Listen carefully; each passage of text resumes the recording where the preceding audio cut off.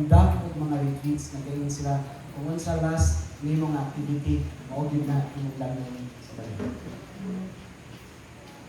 So ato siya i-change karon kaya naman iunahan na muli ka after pila ka days tuloy ka sa pulong ang imong madala is ang inyong meeting. Imbis nga ang Ginoo ang dapat sa ating mga maka-agree ba tayo?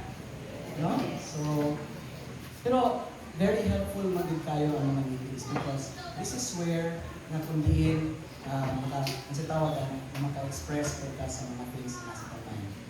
Kaya lang, sa mga ngani, pag labi na sa pagbot sa business meeting, i-focus din nato akong self na this is not about sa other person. It's always about sa pag-glorify sa Kailan.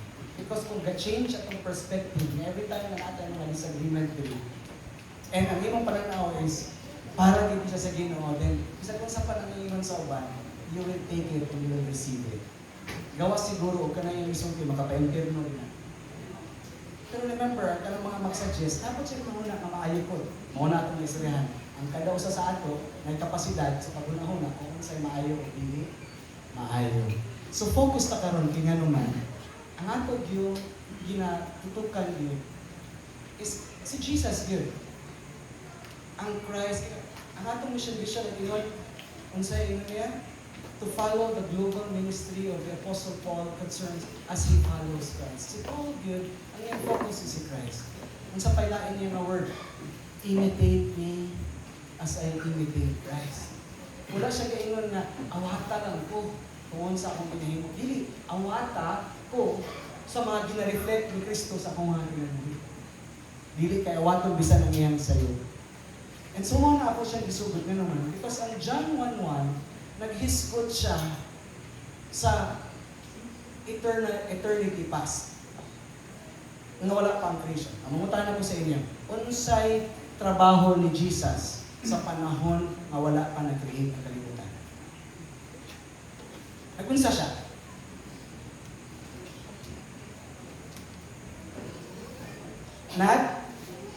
Nag-mediate siya. Wala man siya imediatan, wala may tao. Wala may nakasala.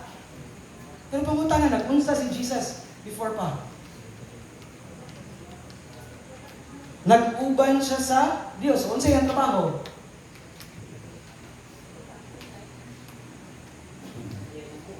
So ako yung gina-emphasize kaya naman, sama kay Peter, dali ka, bisan pa kung saan nakalimutan ng faith, dali kayo tayo na-distract sa mga butang na nasa atong palibot.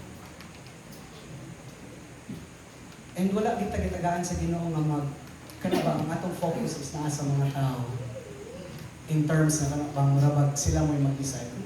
Si Jesus ganda na itong gina-focus. So sa John 1:1, masabta na ito na 9 word diha. Kung sa English, sakto to, igsuon, salamat tayo sa suggestion diya na kanabang ang pag-Cebuano. So maningkamot ko mag-Cebuano pa rin. Tinuod nga pag-ingon ni John, in the beginning was the Word, and the Word was with. Naipulong diya na with. Sa Cebuano na, kauban. Kauban. Now, unsa imong masabtan sa kauban na word? Mangutana ko sa inyo, kauban ba ni Mami Gen? Kauban ba ni mo imong asawa? Kauban ba ni mo imong church member? Kauban. So, unsay pasabutana? Kauban mo, kaya ang proximity, physically, naa mo kauban. Di ba? Misod po kayo matuwa sa sahat na ngayon kang kauban biya minikuan. And so, ako i-emphasize ka ng isa lang ka word. In the beginning was the Word, and the Word was with God. Kaning word nga with. Ang pulong nga with sa Greek is pros. Pros ang iyang meaning, ay iyang Greek na word. Now dili siya ang iyang pasabot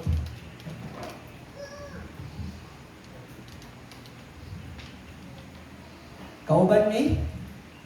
Kauban. Pero sa Greek, dili ni kauban. Kanang giingon diha nga word nga with God. Dili ni kauban. Nga naman, Ang word ay nga pros is kahisgot siya sa direksyon sa imong ginatutok. Asa ka gatanaw. It's a relational, magkanabang ang pakigrelasyon, ang direksyon sa imong pakigrelasyon.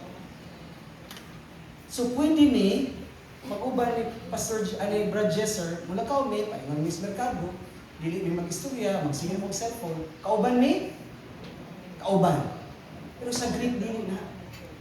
Nga naman, mag-isgot ka ni kauban, kinahanglan, nakatutok ka sa iya, relationally, mag-face-to-face ka sa iya, kay gusto ka nga mas makailaw pa sa iya. Siya po makailaw sa inyo. Maka-istorya ka sa iya face-to-face, siya po maka-istorya sa iyo. And so, pag-isgot na ako nga, kinsa ba siya? Unsay trabaho ni God, ni Jesus, sa time before, as a eternity past. Kabalo ka, iyang trabaho is tutok sa Father.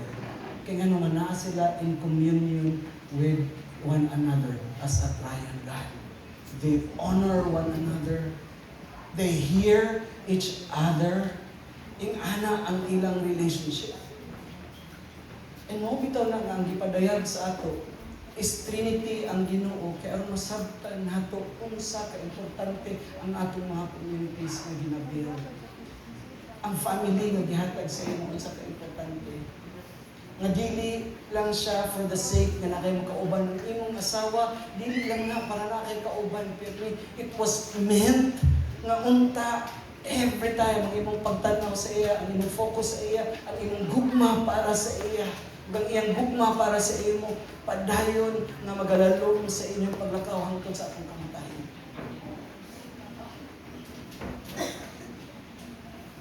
And muna nga si Jesus, sa time, ang Holy Spirit, grabe ka focus sa kay Jesus, o sa Father, ang Father mo po ang iyang focus. Ato ng tanahon, kung biblically sound ba na ang doktrina. Kaya mas often, makuan ka ba? Mutual engagement. Ano sa mutual engagement? Na ay dynamic nga relationship. Na ka na bang na-give and take. Naatay relasyon yun. So, dili lang siya ingon nga, si Jesus, naa siya, kauban or tapad ni God. Dili lang siya tapad. But ang kana bang pagka-drawn nila sa usag-usa, nga dili nila malimtan nilang person and yet God sila tulo. Diyon sa ni Jesus, pag kinabuhian ng pros, labi na pag-abot niya diri sa kalibutan. Mark chapter 1 verse 35.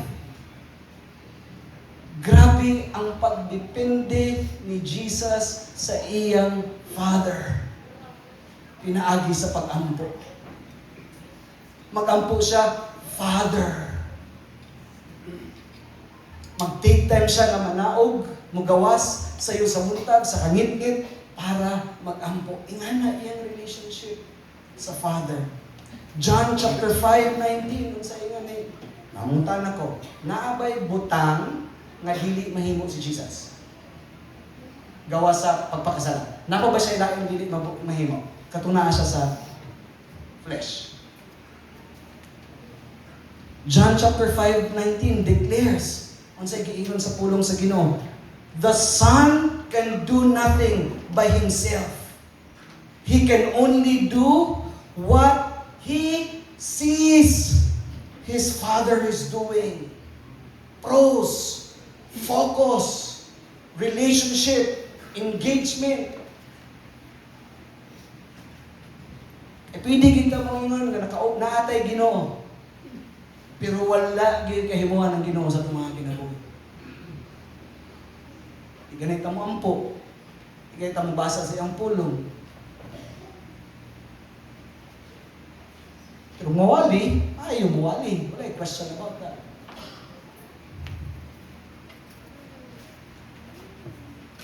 Total engagement. John chapter 5 verse 20. For the Father loves the Son and show Him all He does. Ang Father, wala na po siya gahulat-hulat dito kung unsay ingon ni Jesus. Kakita siya unsay ginahimo ni Jesus. And unsay ingon John 5:20, for the Father loves the Son and show him all he does. Ginapakita sa amahan unsa iyang ginahimo diha kay Jesus.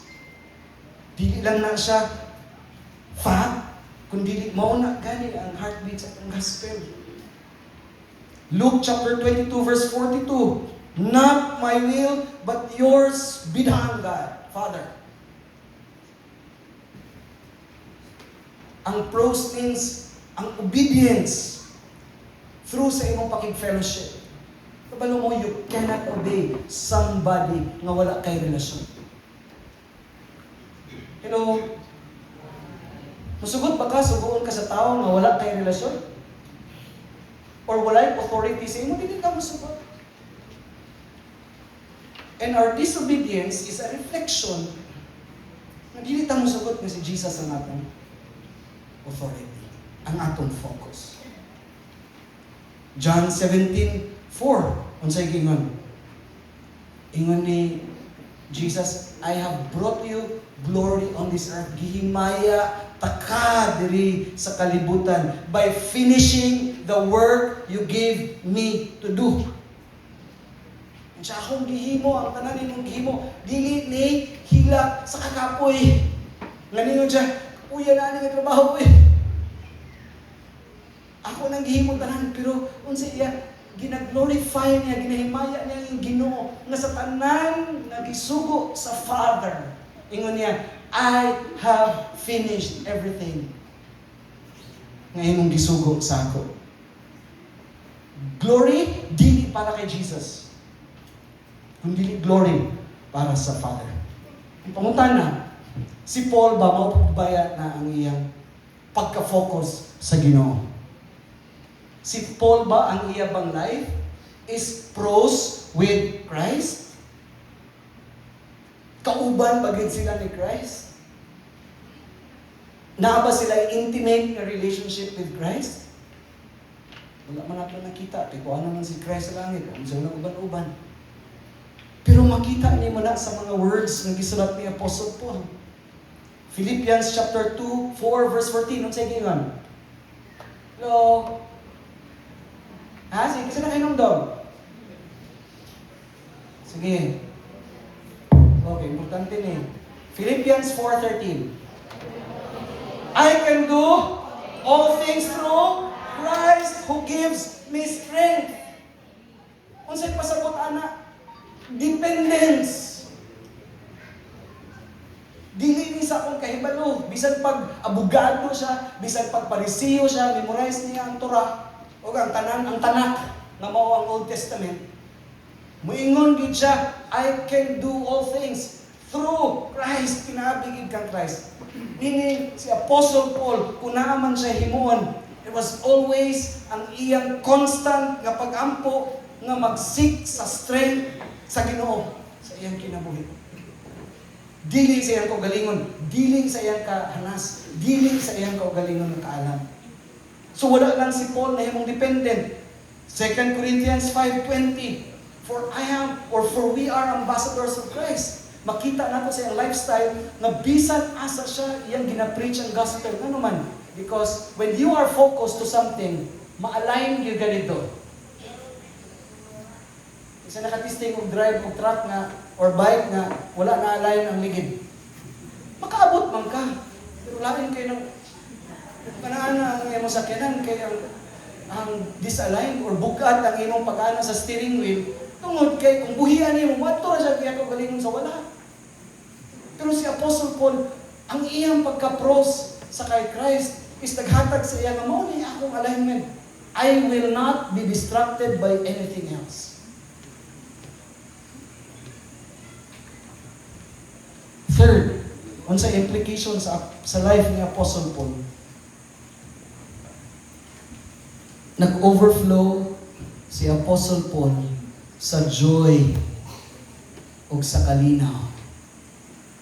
Ang iyang pagka-pros, ang iyang pagkatutok sa kang Christ, nagpuno kaniya sa overflowing na joy na even to the point of this death. Sabi mo niya, for me, to live is Christ, and to die is gain. For I am crucified with Christ. Nevertheless, I live. So para sa iya, wala. Ano man? Death, shipwreck, priso, latos, bato. This will not distract me nga naman. Na ako'y ginatutukan. Ang iyang pagtutok na agad kang Kristo. Ang sa pagid. So if basahon nimo ang Pauline nga mga scriptures, grabe kalalong kaayo ang makita nimo nga intimacy ni Apostle Paul. Mao ni ang challenge sa ato na time karon. Gusto nato nga unta ang mga kalampusan ni Apostle Paul, mao po ato matagamtaman nga kalampusan. Paspas na church planting, pag mo evangelize, grabe ang grabe ang pag-turn sa mga Gentiles because of the gospel. And kung mo himo siya milagro, makahimo siya milagro. Although di man ta matuo, manapay milagro kami. Pero ganahan nato nga sa pagbasa nato ni Apostle Paul, nga sundo nato, nga unta masunod pud dapat unta ang iyang kalampusan. Pero before siya nilampos mga igsoon, mao niya itong nalimutan. Gatutok siya sa Ginoo nga nagtawag sa iya.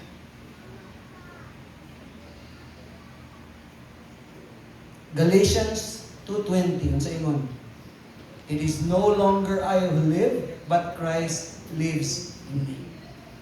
Isa ka life nga na-surrender diha sa Diyos. Philippians chapter 8, 3 verse 8, kung sa ingon, I count everything as a loss.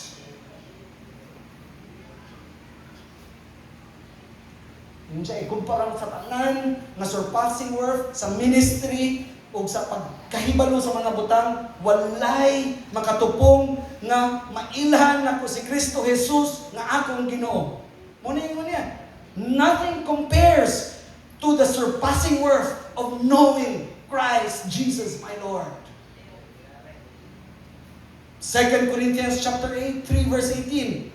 We all, beholding pros to the glory of the Lord, and we are being transformed into the same image. Pros na nga language when you say you are beholding, para ikaw mapariha ka sa iya. And mo to ang ingon ako, gani pagkatong the other days, kung kinsa imong giatubang, mo gina pirmi. Amo na mahitabo sa imo. Kung asa nimo gina-focus imong kagalingon. 1 Corinthians chapter 2 verse 2. I resolve to know nothing except Jesus Christ and Him crucified. Ang orientation sa iyang ministry, ang fuel sa iyang ministry is dili kung unsa ang iyang skills, unsa iyang hibaluan, kundi si Kristo na nabanhaw. Philippians chapter 3 verse 10. Unsa gingon? That I may know Christ and the power of His resurrection. Asa na gikan ng word nga know? Kay kanang word nga know, dili na siya knowledge. Sa Greek is ginosko, meaning mental na assent. Kana bang natun-ani mo siya, imo siyang na-receive, katungod kay gitudluan ka. Pero naay word sa Hebrew, be still and know that I am God. Kanang word na diha sa Hebrew is yada. Asa mo na first na mention nga word? Genesis chapter 6 or chapter 4. And Adam knew Eve, yada. Unsay pasabot? Nga ang tinuod gid ay nga focus of relationship is pareha sa mag-asawa nga moabot sila sa sexual nga relationship nga ilang gi-enjoy.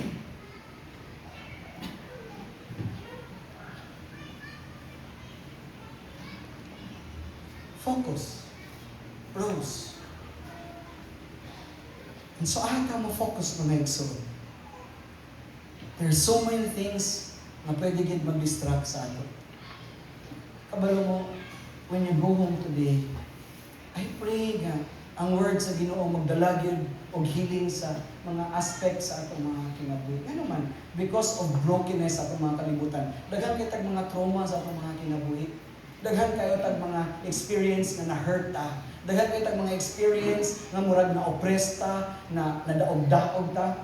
And kabalo mo kung dili na ma-address, ato nang ginadala sa atong pagdako. Mag-affect siya sa atong family, mag-affect siya sa tanan nato ng area sa atong life. And si Lord Gid, ang iya yung business Gid, is sa process sa atong sanctification is iya tang ginabalaan. Kaya naman gusto niya na ma-experience nato siya more and more nga masuod gyud ta sa iya. Dili lang kay lip service nga mayon ko manalagad ko sa Ginoo or makita sa uban nga gahimo tag ministry pero right at the very heart hindi ta ganahan. So Jesus is inviting all of us. Dili lang ang mga workers. Kung dili kitang tanan nga nag-profess nga natay Kristo sa atong mga kinabuhi, kinsa man gid na si Kristo karon. Unsa man iyang authority over sa atong mga kasing-kasing. Unsay authority niya over sa atong ministry. Kabalo mo, when Jesus went to the cross, kabalo siya unsa nga pain ang iyang i-go through. Unsa nga persecution ang i-go through. Unsa nga suffering ang iyang i-go through. And yet, He obeyed the Father and came down para magpakatao. But when, unsa ingon sa Hebrews? Ang ingon sa Hebrews mo ni, ato kunong itutok atong mga mata kang Jesus, the pioneer and perfecter of the faith. Ngano kuno saya atong tutukan? Kay ingon siya, because for the joy set before Him. Kabalo siya na mag-suffer siya. Pero before pa siya nanaog, it was already a joy for Him na mamatay para sa imo sa ako.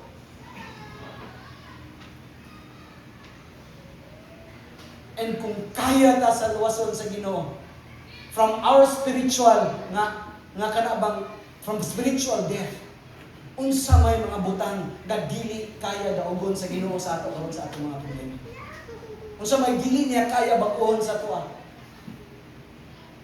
Wala. But it takes vulnerability kada bang moingon lang ta nga Lord, dili gid na ko kaya. Ikaw gyud ug ikaw lang. Fixing our eyes on Jesus, the pioneer and perfecter of the faith. For the joy set before Him, He endured the cross, scorning its shame, and sat down at the right hand of the throne of God. Unang giingon sa Hebrews. You want rest? Gusto tagpahulay? Ang tinuod nga rest na alang kay Jesus. It's all in Jesus. And how is our relationship with Christ? The Christ na gisunod ni Apostle Paul. How are we treating Christ at ang mga dili nga mga lives? Tinuod naman sa itong kasing-kasing. There's no question about that. Na-imagine mo ang atong power as a Christian? Na kay Father, nga nag-atanaw sa inyo, gikan sa langit, na walay bisan nun sa mahitabo sa inyo, nga niya makita. Pag yung Holy Spirit sa inyong sulod, na kung naamay ka kahitabo biya sa nakasing-kasing, kaya na po niya makita.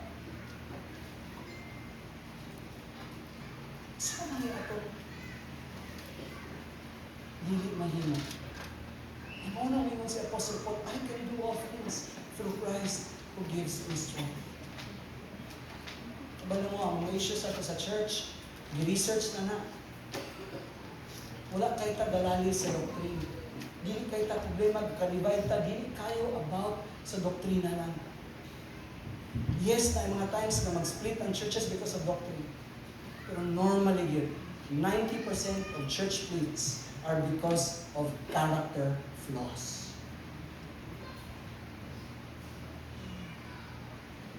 Pero ingani gid akong encouragement mga igsoon. The more we focus on Christ, instead na mag-focus ka sa mga kasaypanan o sa mga sayop sa mga tao, the Lord will change us. The Lord will transform us. Sobra pa sa mga kanabang imong na-imagine. Usahay, makaingon libro na, Lord, salamat, ano man.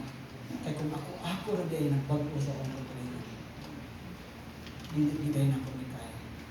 Yes, nag-decide ko na akong daugon ang akong flesh. Pero even karon gagawa sa rin gihapon siya. How much more if si Christ wala din siya kahimuan sa ating kinabuhi? Asa man kapadulong? Ingon na ni Apostle Paul, 2 Timothy chapter 3, verse 16 and 17. All Scripture is profitable. Gawas sa Scriptures, naaman siguro makaginansya ka pero gamay ra. Pero unsa ingon niya? For all Scriptures is given by inspiration of God and is profitable. For unsa? For teaching. O ayaw na nang apila ang pagbadlong o pagsaway kay dili ta ganahan ana. Ambak na ta dito sa training. So that the man of God may be thoroughly equipped, prepared to do good work. Our God is a God of process. No shortcuts for Him. So kung ang Scripture is para sa mahimong profitable, is kinahanglan siya itudlo, pero kinahanglan po mo saway, mo badlong, and mo matuto, then we do all four.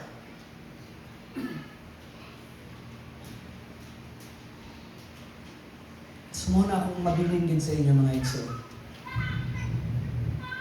Ang tanan ng mga issues na to can only be addressed hinay-hinay. Mag-transform siya into something beautiful when each of us commit ourselves to know Christ more and more each day. Dili siya may tabo sa usalang kagabi. It takes days and hours of reading the Scriptures, of praying and obeying the Lord sa mga sayang. Pinakadako ninyo na spiritual na territorial na demon diri sa Bohol is ang Roman Catholicism. Si Apostle Paul, pag-adto niya sa Athens, walay mahimo ang mga idols. Pag-adto niya sa mga pagan na church, walay mahimo ang mga idols. Bisan ang mga demonic na powers. Ano dili na to siya kaya sa Bukidnon and for the rest.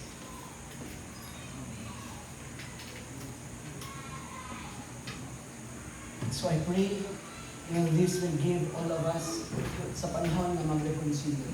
Dito, mag-reflect lang ba na sa itong pagpauli. Mo na akong ibilin sa inyo na reflection.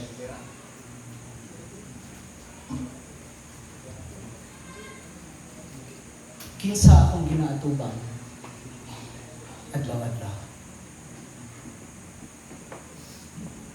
Pagmata na ko sa morning, si God ba ang akong ginaatubang?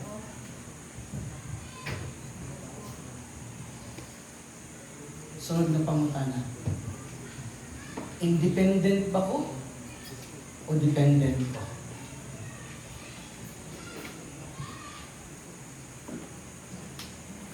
And last, unsa ng mga practices, ng mga spiritual na practices na makatabang sa ako aron makatuto ko ang Kristo. So my prayer, once na makatuto ka kay Kristo, you will have the same experience the way sa imong pagtuto, sa imong banal, sa imong kasal. It will change the way you look sa inyong mga spouses. Nga naman. Dili ang physical o ang iyang mga flaws inyong makita, kundi ang Kristo na naa sa mga asawa. And we forget that nga naman. Because ginagamit na to atong physical eyes pagtanaw. Dili ang atong discernment nagikan sa Holy Spirit. So as we finish this retreat today, I pray na kung naaman mo yung balunan pagbalik sa balay. I pray na ang words na na-speak dili siya mahimong in vain. But will do its work sa inyong mga life o sa mga seasons sa inyong life. Let us pray. Father, I just commit, Lord God, ang among mga grace na brethren o mga couple diri sa buhay. Father, there's so much potential here. Grabe nga potential, Lord. And I know nga daghan pa sila pwedeng na mahimo. Labi na, Lord, sa pagbungkag, sa mga principalities, mga powers, mga rulers, diha, Lord God, sa spiritual na mga heaven, sa wickedness, Lord God, in the heavens. And so, Father, I pray na, Lord, tagaan mo nimo ang matag-usa ka namo, Ginoo, sa commitment na to focus on you. To realign ang amo, Ginoo, nga mga kinabuhi, diha, Ginoo, kanimo. As Paul lived his life. And so, Father, I pray for the protection, Lord God, sa mga couples. I pray for healing that will come upon, Ginoo, sa ilang mga relationships, sa ilang mga husbands and wives. For those who are struggling, challenged, Ginoo, na ay mga difficulties pag-abot sa ilang mga husband and wife relationship, Lord, I know you are sovereign and you are able, Lord God, to fix.